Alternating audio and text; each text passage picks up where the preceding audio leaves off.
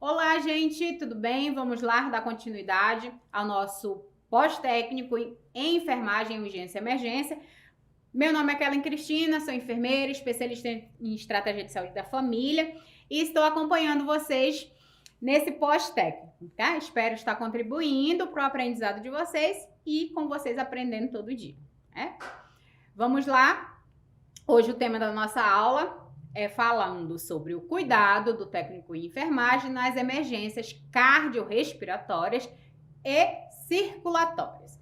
O tópico 6.1 vai falar sobre parada cardiorrespiratória cerebral. Vamos entender ali.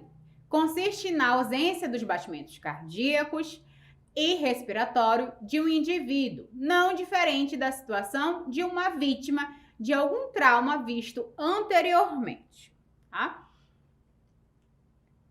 O atendimento à PCR, parada cardiorrespiratória, deve ser rápido e eficiente e o objetivo principal é reanimação cardiopulmonar. RCP. Tá? Eu acho que com certeza vocês lembram aí, né, das aulas, quando vocês estavam fazendo o curso de técnico, que tiveram, né, como é feita, os procedimentos que têm que ser realizados, mas nós vamos dar uma pincelada novamente. A reanimação cardiopulmonar é o que basicamente é manter a circulação artificial, promovendo a oxigenação cerebral, tá? Lembrando que cada minuto, cada segundo que o nosso cérebro fica sem receber oxigênio pode causar danos. Diversas causas estão ligadas à parada cardiorrespiratória. Porém, indivíduos portadores de cardiopatia, hipertensão e diabetes, antecedentes familiares de morte súbita, pneumotórax, broncoespasmo em uso de anestésico, podem ter ali, né, podem ser mais acometidos ou podem ter uma predisposição a ter uma parada cardiorrespiratória, tá? Lembrando que quem tem ali, né, hipertensão, diabetes, cardiopatias, começa toda doença crônica, uma hipertensão, logo aparece a diabetes. Em seguida, já aparece uma cardiopatia, tá? É bem comum que aconteça isso. Sinais e sintomas: sudorese, dor torácica, taquicardia, tontura, escurecimento ou o embaçamento da visão, alteração no nível de consciência e alteração da pressão arterial. É importantíssimo, tá? A gente saber aí, né, os parâmetros ali da pressão arterial, para a gente entender se o paciente está com uma hipertensão, né, ou está com uma hipotensão, é importante. Como diagnosticar? Para definirmos uma PCR, uma parada cardiorrespiratória, devemos observar 3 sinais clínicos, as fases características, desculpa. Primeira fase, a fase elétrica, né, que nós vamos observar ali o eletro. A fase circulatória, suporte avançado de vida. A fase metabólica, o suporte avançado de vida. Tá? Então, todas essas fases nós vamos identificar. Primeiro, a fase elétrica. Observa-se ali o nível de consciência, se inconsciente, chamar pelo nome do indivíduo, trata-se ali do período, né, em que se estende ao momento da parada cardiorrespiratória e os 5 segundos subsequentes. A desfibrilação imediata, quando possível, é o tratamento ideal. Quando possível, tá, gente? Observe, é quando possível. Lembrando que nós só vamos fazer aquilo que estiver ao nosso alcance, dentro das nossas possibilidades, para a nossa proteção e a proteção do paciente também. A fase circulatória ou hemodinâmica, observa-se a respiração, se ausente, verificar a expansão torácica, ouvir os sons respiratórios, sentir o ar respirando. Seu tempo de duração é de 5 a aproximadamente 5 minutos pós-parada. A fase metabólica, observa-se pulso, se ausente, verifica-se pulso, carótida ou femoral, por serem mais precisos que o pulso periférico, que pode ser variável e estável, estenda-se ali de 10 a 15 minutos pós-parada cardiorrespiratória. Essas são as fases. Vamos entender? Prestem bem atenção. Não é só o enfermeiro, atenção, atenção, hein? Não é só o enfermeiro que precisa estar apto para o atendimento de um paciente em parada cardiorrespiratória. Isso é primeiros socorros, tá, gente?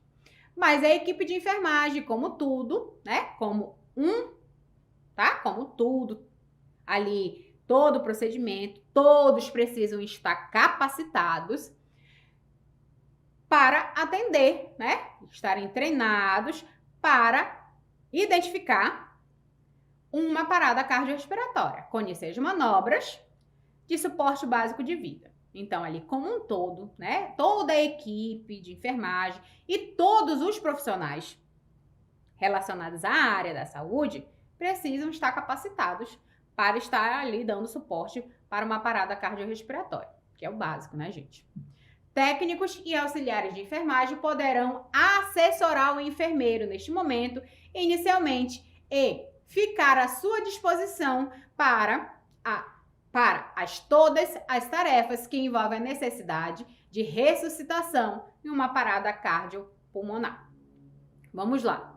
É importante, né, os técnicos e os auxiliares saberem o que precisa na hora dessa parada, né, para ele poder dar assistência para o enfermeiro, para o médico, para o socorrista, para todos os envolvidos que estiverem ali nesse momento em que o paciente estiver na parada cardiorrespiratória. O técnico de enfermagem, após diagnosticar a parada cardiorrespiratória, deve colocar o paciente deitado em uma superfície, mantendo a cabeça e o corpo no mesmo plano.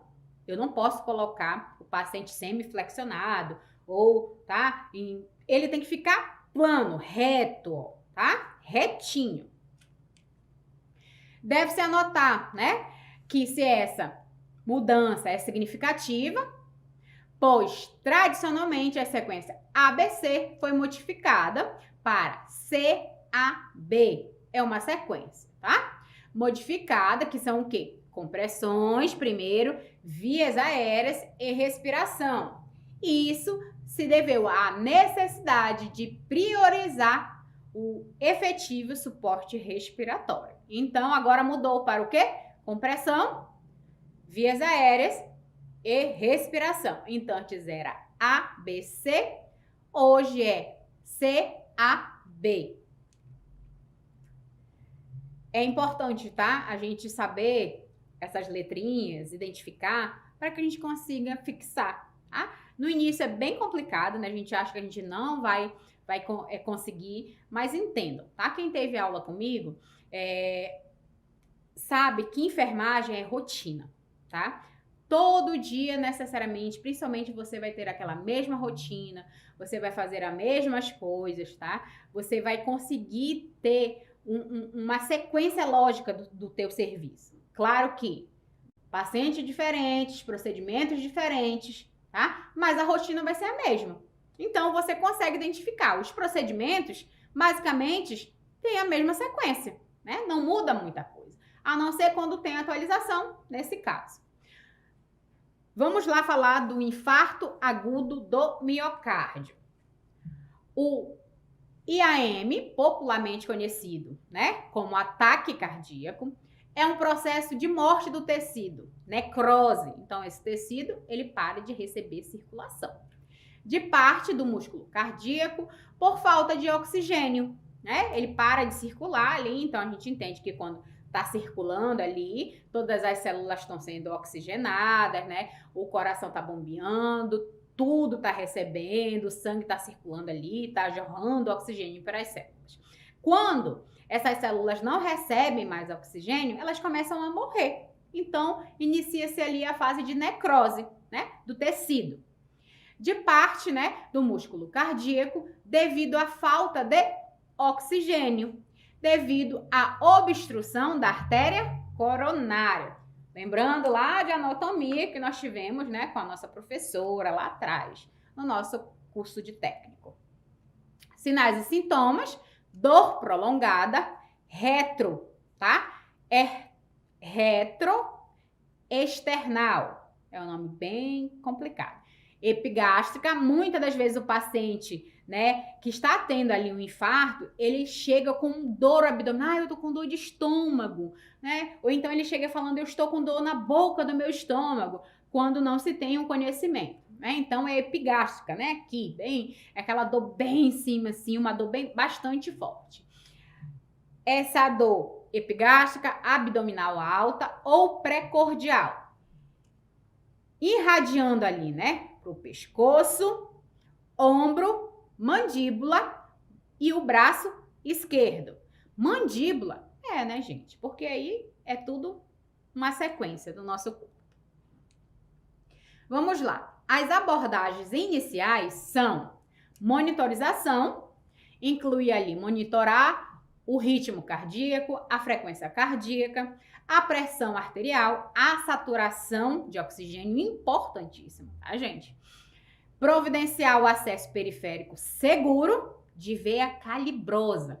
Lembrem-se, gente, lembrem-se, em qualquer urgência e emergência, a primeira coisa, tá? Depois que você verifica ali o paciente, consegue colocar ele em lugar seguro, é ter um acesso. Por quê, professora? Porque a gente precisa ter, né, a gente precisa fazer uma medicação rápida, né, com uma veia e por uma veia calibrosa, para que essa medicação circule rápido e para que a gente tenha um retorno rápido desse paciente, tá? Então, primeiro procedimento, depois que a gente estabiliza, coloca esse paciente no lugar seguro, se não for um atendimento, né, hospitalar, se for pré-hospitalar, é pegar um acesso de uma veia calibrosa. O objetivo da rede de atenção, né, de urgência e emergências, que é o ROER, né, que é esse nome, tá? Parece um nome bem bonito de ser dito, que refere, né, o cuidado ao paciente, são os pacientes que têm infarto agudo do miocárdio, né?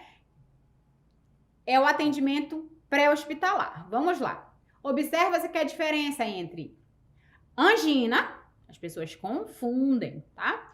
E infarto. Colher as informações de quem socorreu primeiro a vítima, né? Fazer uma rápida avaliação do caso, então é importante, tá? Lembre-se que quando vocês entregarem a vítima, né, se vocês estiverem no atendimento pré-hospitalar, você já tem que passar para o colega todas as informações que vocês conseguirem coletar.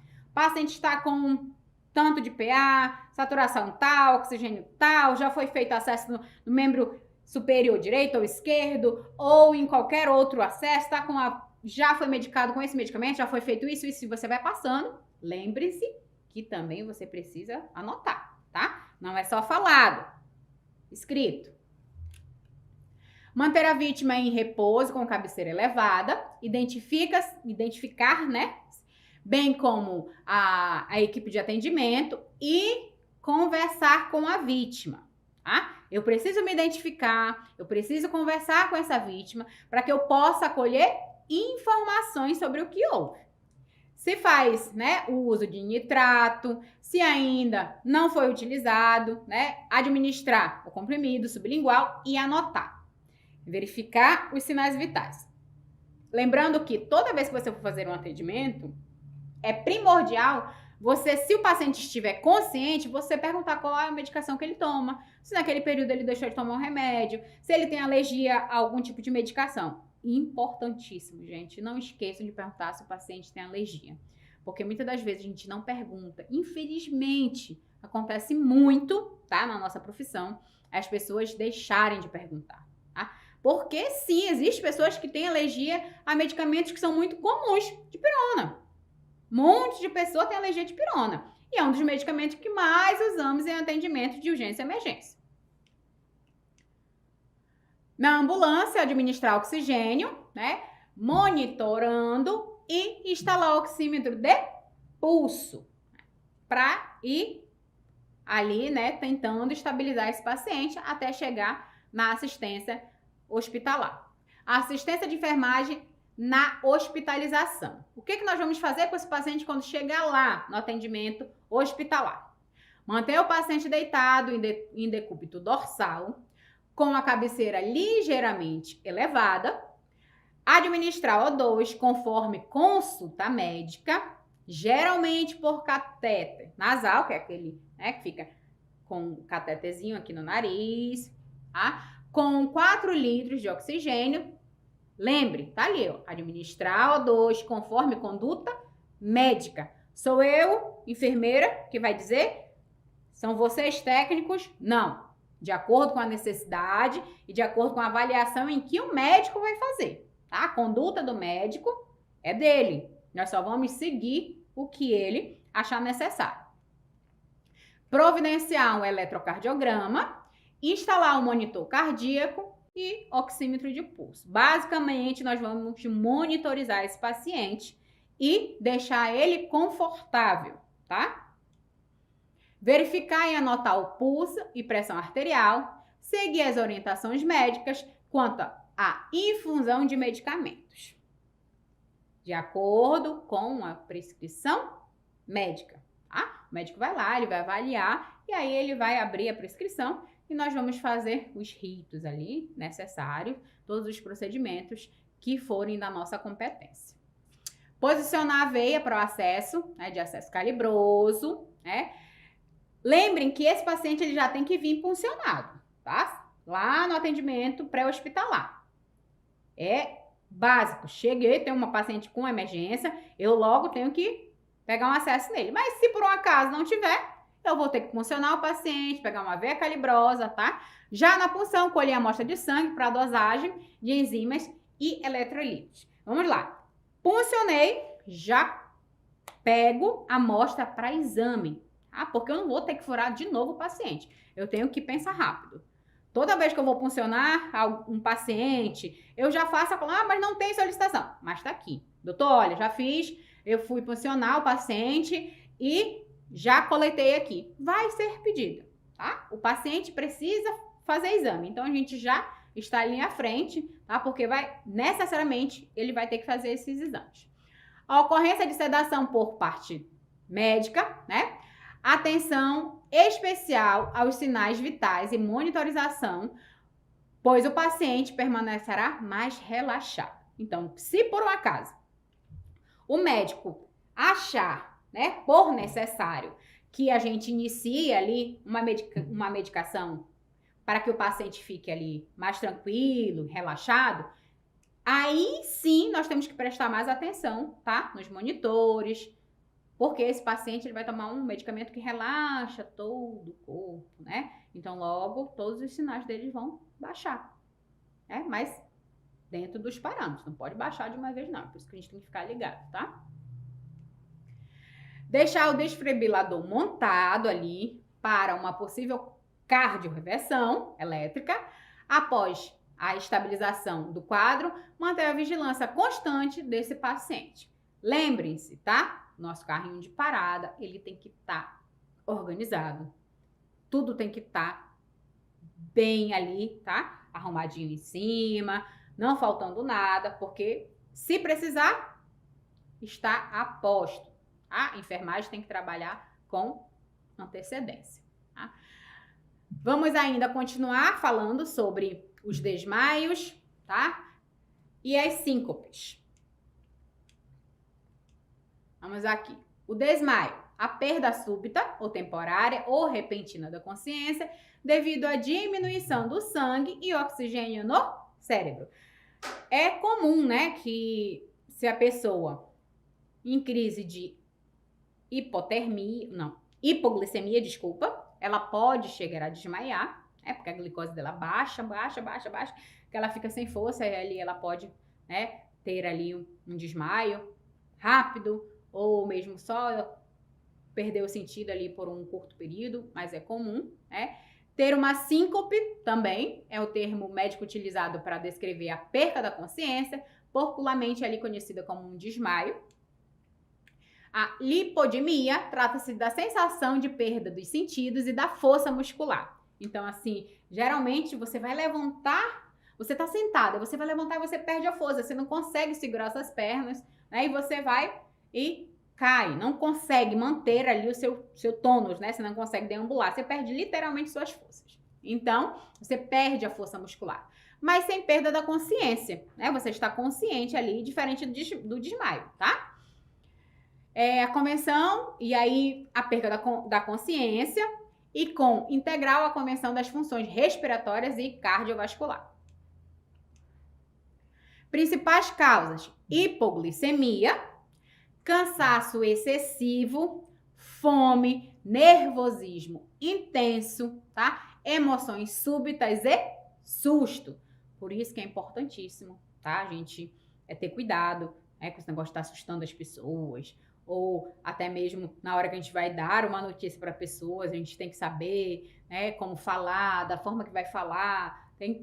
A gente não conhece a pessoa, não sabe se ela tem algum problema cardíaco, se pode acontecer alguma coisa, né? Então, a hipoglicemia, cansaço excessivo, a pessoa está muito cansada, exausta, e aí também pode acontecer dessa pessoa não aguentar, o corpo dela parar. O que acontece? O nosso corpo, ele dá sinal. Ele vai dando sinal que tá cansado, que tá cansado, que tá cansado. Uma hora, ele desliga.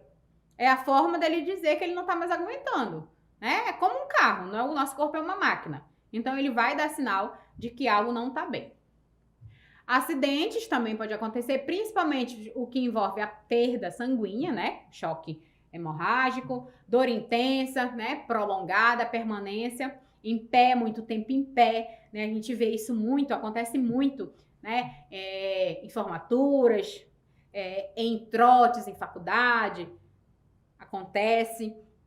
E são brincadeiras que não podem ser feitas, tá, gente? Eu tô falando porque são casos que acontecem.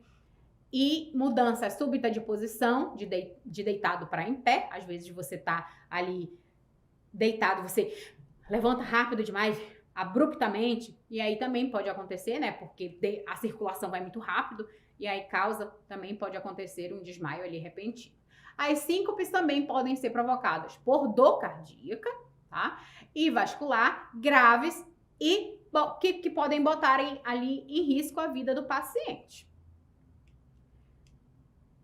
Entre elas podem citar arritmia cardíaca, malignas, doenças estruturais do coração, doenças dos vasos sanguíneos que irrigam ali o coração e o cérebro. Lembrando, tá, que a nossa cabecinha comanda o resto do corpo. Então, né, tudo, uma coisa leva a outra. Sintomas: fraqueza, suor, né? Abundante, a pessoa fica com sudoreses, o suor escorrendo, né? A pele vai ficando liguenta, você pega, o paciente está frio, né? Náuseas e ânsia de vômito. A pessoa, quando está muito nervosa, ela começa a ter ânsia de vômito. Logo, ela pode ter uma síncope ou pode desmaiar, né? Palidez intensa, né? Os lábios vão ficando, né, pálidos, assim, as extremidades também vão ficando, né? O pulso fraco e a pressão arterial bem baixinha. A respiração lenta, as extremidades frias, tontura e o escurecimento da visão.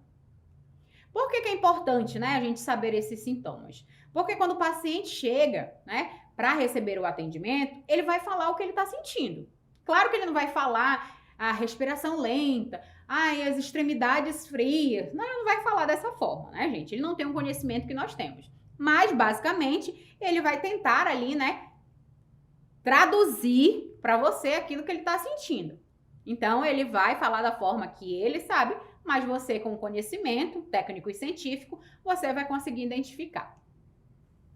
Assim, a síncope do vaso vagal. Trata-se de causas mais comuns de desmaio. Nela, a diminuição da resistência vascular faz a pressão arterial cair. Assim, o sangue não chega como deveria ao cérebro e a pessoa desmaia. Acontece basicamente falta de oxigenação, né? Não consegue circular, a oxigenação não chega e a pessoa desmaia. Os primeiros socorros: se a pessoa, né, começou a desfalecer, vamos sentar essa pessoa numa cadeira, ou em outro local semelhante e curvá-la para a frente, igual como vocês estão vendo aí no desenho. Baixar a cabeça do acidentado, colocando entre as pernas e pressionar a cabeça para baixo. Manter a cabeça mais baixa do que os joelhos, fazê-la respirar profundamente até que passe o mal-estar. Então, vamos sentar o paciente, pedir para que ele se curve, tá? O quanto ele conseguir, claro que ninguém vai conseguir ter uma curvatura dessa, mas se for uma idosa, já não tem mais tanta articulação. Se for uma pessoa obesa também, todo paciente é diferente, tá? Mas o máximo que puder, o que o paciente puder fazer, tá? Dentro da possibilidade que ele tem naquele momento. Havendo desmaio, manter o acidentado deitado, colocando a sua cabeça em um ombro, tá? Em posição mais baixa, em relação ao resto do corpo. Afrouxar as roupas e manter em ambiente arejado, tá? Nada de ficar um monte de gente em cima e perguntando e agitando o paciente, tá? É deixar ele em um ambiente arejado. Se tiver com roupa apertada, você vai afrouxando, tá? Lembrando que nós temos que preservar a privacidade do paciente. Se houver vômito, lateralizar a cabeça do paciente para que ele não bronquiaspire, tá? E evitar que ele se sufoque. Depois que o acidentado se recuperar, pode ser dado café ou chá ou mesmo água com açúcar. Não se deve dar jamais bebida alcoólica.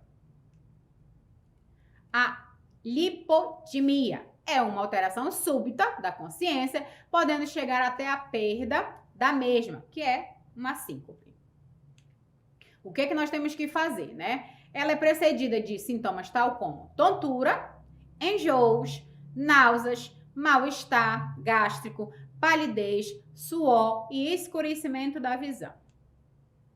As causas mais comuns são tensão devido a medo, dor, jejum prolongado, tá? Estresse, calor, mas também pode acontecer pelo um simples fator, tá? Pelo um simples fator de urinar, né? Deglutir ou tossir ao levantar-se bruscamente, hipotensão ortostástica, que é também, é quando a nossa depende da posição em que você tiver, né? Você pode ter uma hipotensão ou por artrose na coluna cervical. A lipodemia é uma condição médica muito confundida com a síncope e o desmaio. Isso porque ambas causam alteração na percepção do corpo. A lipodemia, o paciente se sente prestes a desmaiar, mas não chega a perder a consciência. É quando você fala, eu tô desfalecendo, mas você não desmaia, né? Você não perde o sentido, tá? Você consegue ver tudo que tá acontecendo. Você escuta, você vê tudo. É diferente, tá? Da síncope e do desmaio. Você perde a consciência, você não consegue, a sua visão embaça, você não consegue. Você até consegue ouvir, mas você não consegue entender. Ok? A insuficiência cardiocongestiva, que também é muito comum nas urgências e emergências. Vamos entender o que é. É uma síndrome clínica que sobrevém quando o coração não consegue bombear o sangue numa frequência proporcional às necessidades metabólicas do tecido e só consegue bombear o sangue numa pressão de enchimento elevado. A ICC apresenta importante problema de saúde pública, tá? Com uma prevalência crescente de índices de mortalidade. Então, significa que muitas pessoas estão morrendo, né? Principais causas estão relacionadas com o processo que envolve o periocárdio, as válvulas cardíacas e a circulação coronária, o miocárdio sendo ainda essa principal causa, tá? E que pode desencadear, tá? E ser através do infarto agudo do miocárdio, tá? Insuficiência cardíaca congestiva, tá? Vamos lá. O que inclui na insuficiência cardíaca congestiva? ICC. Vamos gravar, que lembra que eu falei lá no início que o nosso espaço ali para escrever é curto. Então, a gente precisa ter ali, né, essas abreviações. Inclui hipertensão, eu sempre falo assim, hiper, que é para a pessoa saber que é para cima, arterial, cardiomiopatias, lesão valvulares ou do periocárdio, fibrose pulmonar, hipertiroidismo grave, tá, gente? Existem pessoas que vivem muito tempo com hiper e hipotiroidismo. Toma a medicação direitinho, tudo, mas existe a forma grave. Sinais e sintomas são comuns, né? Relato de fadiga, fraqueza, sintomas renais, tá? Cerebrais, gastrointestinais e tosse não produtiva. O que é a tosse não produtiva? É aquela tosse seca, tá? Que você não tem barulho. Quando você vai fazer uma anamnese, você pergunta se a sua tosse ela é produtiva ou seca. Aí o paciente, não, é uma tosse seca, não tem barulho de nada, só ficou com a minha garganta irritando. Então, o paciente só vai tossir, sem secreção, sem produção de nada. Não é produtivo. Além do edema e falta de ar, podem ocorrer outros sintomas, como palpitação, taquicardia, fraqueza ou fadiga, intolerância a exercícios. Então, você vai começar a fazer um exercício, você consegue ficar fadigada, cansada, exausta, né? Pode ter tosse, sibilos, tá? Lembrando que nós vamos só conseguir identificar esse sibilo se a gente fizer a ausculta, senão não tem como. Ganho de peso rápido, perda de apetite e náuseas, tá? Lembrando que náuseas é diferente de vômito, tá? Náuseas é só aquela menção de que vai vomitar.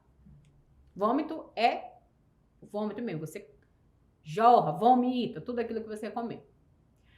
Na inspeção é importante observar o estado de nutrição do paciente e é frequente encontrar pele fria, pálida, cianote, tá? Que é com cianose, cianótica, de extremidades, né? Com as extremidades aqui, ó, os dedinhos, né? Todos roxinhos, arroxeados, icterícia, tá? Pulpação visíveis, de veias jugulares. Então, aqui, ó, assim, sem mesmo você tocar, você consegue visualizar, né, aquela veia ali, pulsante ali. Vamos lá falar da angina. A angina sempre tem ali, né, muitas das vezes os alunos, eles acham que é uma doença, né? Só que angina é só a dor, não é doença, tá, gente? Angina de peito, dor precordial ou retroesternal decorrente da deficiência de oxigenação para o miocárdio, músculo cardíaco. Também chamada de angina estável, não causa a morte de células do miocárdio. Então, é só a dor, tá, gente? Não é uma doença. Angina de peito, a pessoa tem dor no peito. Ela pode identificar algum problema, né, cardíaco, que é sintoma. A angina estável é dor precordial ou retroesternal, que pode ser radiada ali pelos membros superiores e provocar palidez, sudorese, dispneia e extremidades frias. É uma forma de dor, né, que dura ali de 20 a 30 minutos, também não causa morte das células do miocárdio, porém seu quadro clínico é mais intenso, podendo responder ali ao nitrato sublingual. Então, o paciente pode fazer ali o uso da medicação sublingual com uma resposta bem rápida, tá? Lembrando aí, né, se vocês lembram ainda da aula de farmacologia, né, nós colocamos ali a medicação aqui debaixo da língua, porque a nossa língua aqui embaixo é muito vascularizada, então a absorção vai ser mais rápido e a resposta, né, com esse medicamento vai ser bem mais rápido, né? O que eu quero que o paciente me responda, que essa dor passe, então eu vou pedir para ser sublingual, para que a absorção seja bem mais rápida. Vamos lá entender. Angina. Dor na mandíbula, dor no pescoço, batimentos cardíacos irregulares, taquicardia ou bradicardia, não, tá com dor, taquicardica. Dores ali no estômago, tá? Dor precordial, falta de ar, o paciente vai ficar dispneico, tá? Dor ou formigamento no braço, tá? Dor na costa, também o paciente pode identificar uma dor na costa. Obstrução da artéria, tá? Isso tudo acontece por conta da obstrução da artéria, que pode estar ali obstruída 25% ou até 85% obstruída. Lembrando que para a gente obstruir uma artéria, né, existe uma decorrência. Tem que ter um histórico. O que é? Uma alimentação, né? A pessoa come o que não é para comer, não faz atividade física, e aí começa a desenvolver, começa a criar o quê? Placas, né, na artéria, e aí vai causando uma obstrução da artéria. O que fazer fora do ambiente hospitalar? Manter a vítima deitada e tentar tranquilizar essa vítima, orientando ali sobre o que está acontecendo, né? Se já fez uso do nitrato, administrar. Se o paciente já faz o uso do nitrato, administrar o comprimido sublingual. Tá? Mas, professora, latoma oral. Mas naquele momento que nós queremos uma resposta rápida, nós vamos fazer sublingual para que o paciente tenha uma resposta rápida também, tá? A absorção mais rápida dessa medicação.